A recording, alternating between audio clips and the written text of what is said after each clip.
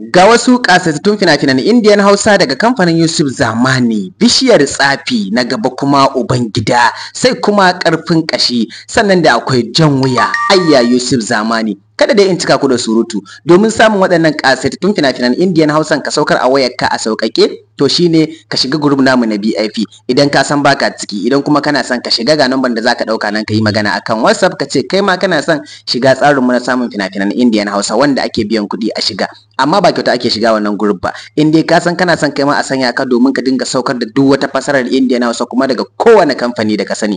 Algaita, Sultan, Yusuf Zamani, Mega, Dilo, Fikira, duk wani kamfani da ka san yana sakin fina-finan Indiyan Hausa duk sati, to kai ma in dai ka biya kuɗin ka shiga wannan group din zaka ci gaba da samun su. Sannan duka fina-finan da suka fita kuma baka same su ba, ka kuma rasa yadda za ka same su, to nesa ta zo kusa.